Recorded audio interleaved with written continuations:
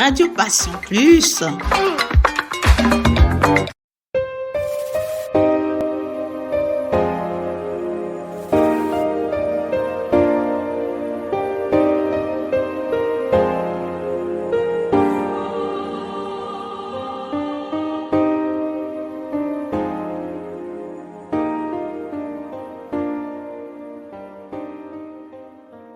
Chaque 25 novembre est célébrée la Journée internationale pour l'élimination des violences à l'égard des femmes. Symbole des inégalités femmes-hommes, ces violences sont multiples. Elles sont physiques, sexuelles, verbales, psychologiques ou encore économiques. Ces violences se manifestent partout, sphère privée, publique, scolaire, professionnelle. Elles se sont étendues à la sphère numérique avec le cyberharcèlement. L'ampleur de cet événement a longtemps été occultée, entraînant l'isolement et la honte des victimes. Les premières enquêtes sur le sujet sont publiées dans les années 1990. Une enquête de 1997 révèle les multiples agressions subies par les femmes au sein de leur couple. Chaque année, 50 000 femmes sont victimes de viol, un acte majoritairement commis par un proche et passé sous silence. D'autres études confirment le niveau élevé de violence subies par les femmes au sein du couple, pouvant aller jusqu'à la mort. Face à ces violences, un important arsenal législatif s'est peu à peu constitué. Depuis les années 1990, plusieurs fois pénalise les violences faites aux femmes et améliore leur prise en charge. Plusieurs plans de lutte contre les violences commises à l'encontre des femmes ont été adoptés. Ils visent à protéger les victimes et leurs enfants et prévenir toute forme de violence. Outre une réponse pénale, des dispositifs ont été créés. Numéro unique 39, plateforme de signalement en ligne, etc. En 2017, le mouvement MeToo encourage les femmes à dénoncer les viols et agressions sexuelles qu'elles ont subies. En 2019, le gouvernement a organisé un Grenelle des violences conjugales pour renforcer la protection des victimes. À l'origine de ce Grenelle, un constat. En France, une femme meurt tous les 2 jours sous les coups de son conjoint ou de son ex-conjoint. Le nombre de victimes tuées au sein du couple, très majoritairement des femmes, reste élevé chaque année.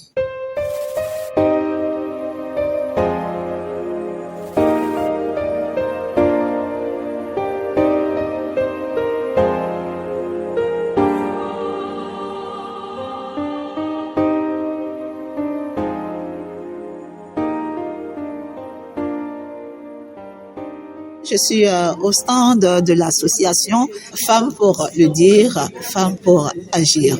Vous voulez dire quoi? Vous voulez agir comment? Alors, déjà, bonjour à vos auditeurs. Je suis Chantal Rialin, la présidente de Femmes pour le dire, Femmes pour agir. Je suis la présidente de cette association depuis maintenant 4 ans. Et cette association a vu le jour en 2003 sous l'égide de Maudy Piot, qui est sa fondatrice, qui malheureusement nous a quittés en 2017. Femmes pour le dire, Femmes pour agir promeut la citoyenneté des femmes en situation de handicap et lutte contre les violences faites aux femmes handicapées, puisque aujourd'hui, malheureusement, c'est un fléau qui est de plus en plus présent. Les coups de violence femmes handicapées de FDFA, c'est le 01 40 47 06 06. Donc, Femmes pour le dire, Femmes pour agir exerce une activité au sein de Paris 15e.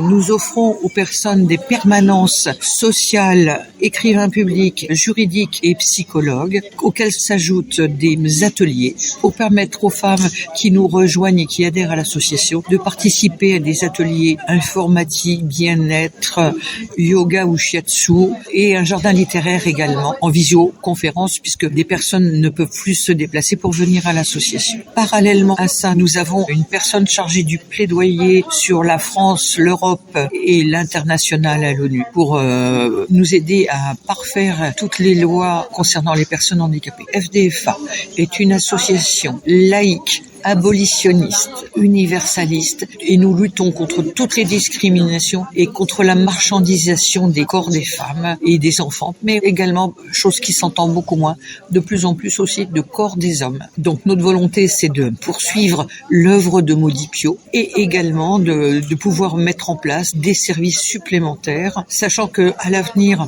va se poser un autre problème, c'est le vieillissement des personnes handicapées et du vieillissement aussi très souvent pour ces femmes vieillissantes.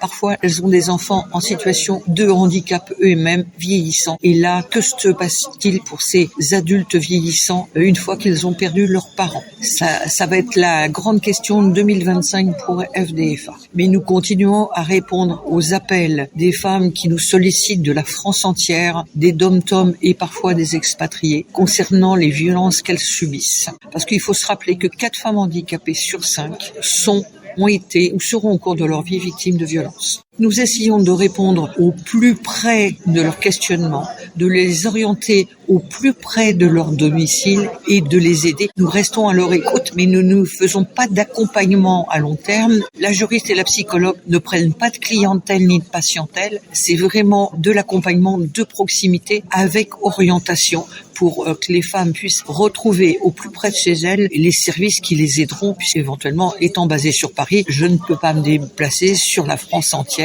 et je ne peux pas faire déplacer mes salariés sur la France entière, les dom-toms ou les expats. On aimerait bien, mais on n'a pas assez de sous. Aujourd'hui, la violence faite aux femmes et la protection des femmes en situation de handicap est loin d'être au plus haut point. Dans tous les colloques et les observatoires, malheureusement, les femmes en situation de handicap sont les éternelles oubliées. Elles sont silencieuses, invisibles, que nos hommes politiques prennent à bras-le-corps cette question. Aujourd'hui, bien sûr, il y a des lieux pour accueillir les femmes victimes de violences. Et c'est vrai qu'il y a des très belles réalisations, mais à ce jour, aucune réalisation pour les femmes en situation de violence conjugale. Il n'y a pas de lieu pour les accueillir et des personnels qui ne sont pas assez formés. En matière de justice, nous pouvons déplorer que l'ensemble des plaintes soient à plus de 80% classées sans suite. Et il faut vraiment aujourd'hui qu'on prenne en compte la souffrance de l'ensemble de ces femmes. Parce que une chose dont on ne parle pas à l'heure actuelle, c'est aussi les suicides. Suite à des violences, les femmes, très souvent, quand elles ne sont plus entendues, finissent par mettre fin à leur jour et entraînent avec elles très souvent leurs enfants. Ça fait parfois la une des journaux, parfois pas. Mais c'est quand même le plus gros souci.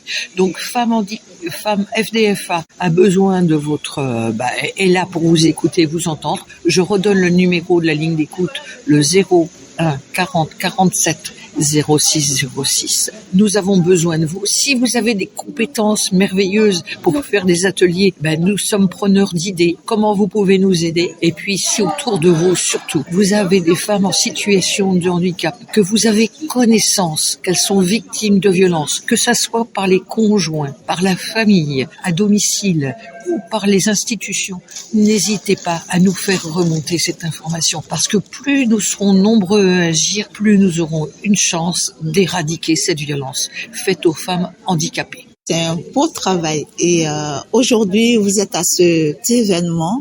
Quelles sont vos impressions? Oui, aujourd'hui, je suis sur cet événement de Rancé. Nous faisons aussi de la sensibilisation sur différents lieux, dans différentes communes, sur Paris, autour de Paris et voire même en province. Aujourd'hui, faire de la prévention auprès des jeunes, c'est l'arme la plus évidente que nous pouvons avoir. Arrêtons de faire de la répression. Si nous faisions plus de prévention, peut-être y aurait-il moins de violence. Mais la société est devenue tellement violente qu'aujourd'hui, c'est un moyen de se défouler la violence envers les femmes et surtout envers les plus faibles.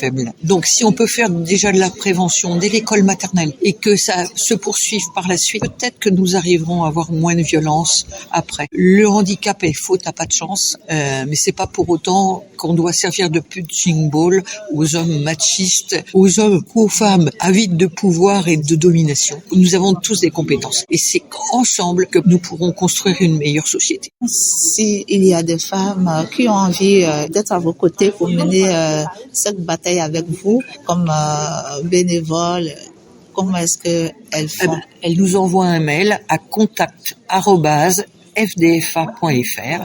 Elles nous disent soit qu'elles veulent devenir bénévoles, soit qu'elles peuvent proposer des ateliers pour faire des activités, que ce soit des ateliers créatifs, des ateliers de couture. On a des machines à coudre qui sont enfermées dans un placard. Peut-être que si les gens veulent apprendre à certaines personnes handicapées à faire de la couture, des choses comme ça, écoutez, elles seront les bienvenues. La cotisation à l'association n'est pas très chère, elle est à 40 € l'année, mais on essaye de faire ça dans la bonne humeur, on essaye d'offrir des séances agréables et des temps de partage. Là, le 28 novembre, nous allons mettre en place le premier café citoyenne et j'espère en avoir de nombreuses avec de nombreux invités durant l'année 2025, puisque sur la fin de l'année 2024, je ferai un café citoyenne avec les adhérentes, un café citoyenne de Noël où on se retrouvera juste avant les fêtes. Voilà ce que je voulais vous dire.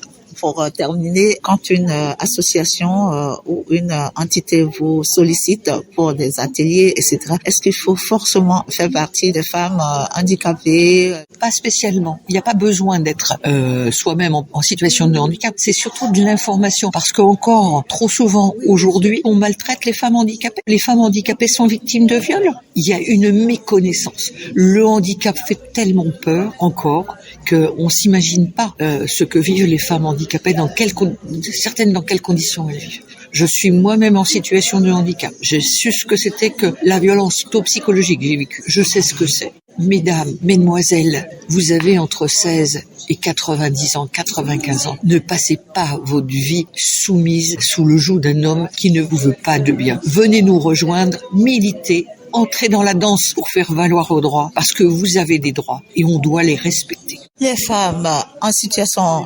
d'handicap ont des droits, on doit les respecter. Merci beaucoup, Madame la Présidente, et à très bientôt. À bientôt.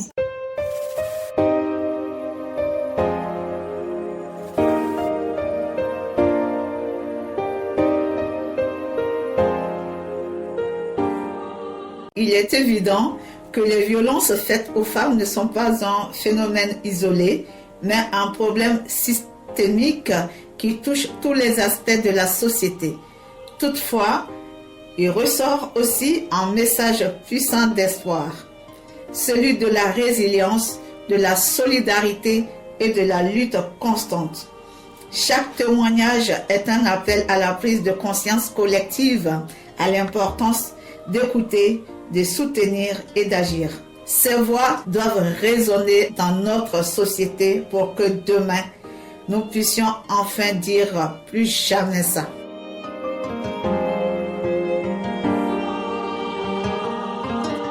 Nous disons également merci à Monsieur Benjamin Ruska avec ses collaborateurs, toujours aux côtés des femmes pour leur lutte. Merci à tous les organisateurs de cette journée internationale de la lutte contre les violences faites aux femmes et à très bientôt.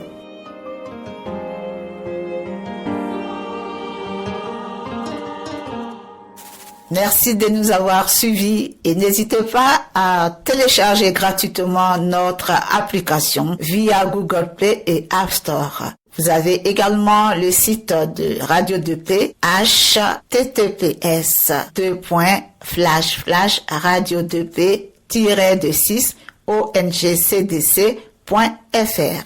Merci et à bientôt.